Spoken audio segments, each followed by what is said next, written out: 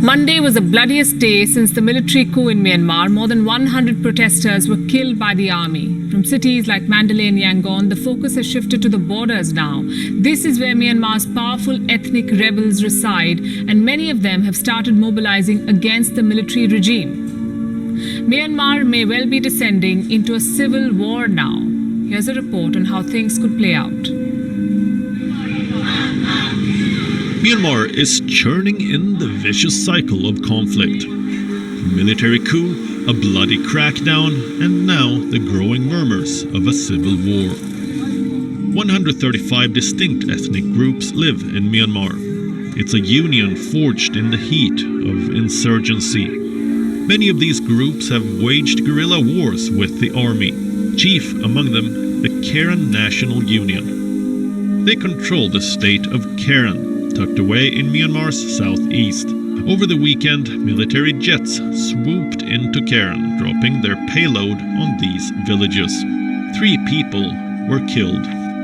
From prominent urban centers, the anti-coup crusade is expanding to the jungles and the border villages. The bastions of Myanmar's ethnic rebels, 2 parallel stories are unfolding here. The villagers are scampering to find shelter.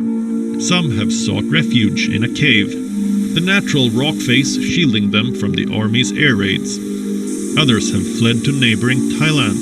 Humanitarian groups say Thai forces are turning away the refugees, a claim the Prime Minister, a coup leader himself, denies. We have discussed with those who entered Thailand. We asked them if they have any problem in their area. When they said no problem, we just asked them to return to their land first. We asked. We did not use any force. Both the coup leaders and the parallel government are wooing the ethnic groups. Their army made the first move. They removed the Rakhine Arakan army from the terror list, then invited major ethnic groups for talks. Both moves have backfired. The Arakan army are backing the protesters. They are threatening war if the crackdown continues. The Karen National Union has declined to meet the coup leaders.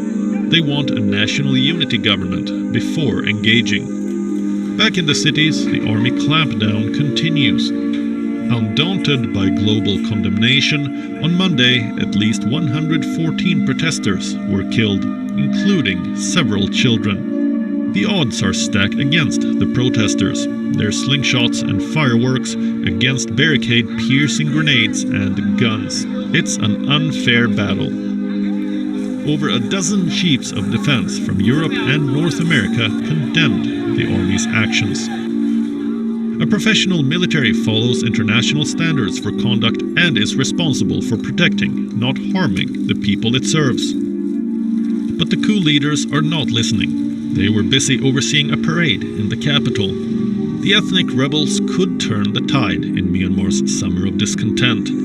They have the military and the political clout, where global sanctions and world groups may succeed. But at what cost? Can a civil war reverse a military coup? Can a ragtag band of insurgents preserve national unity? Bureau Report, We Own. World is One.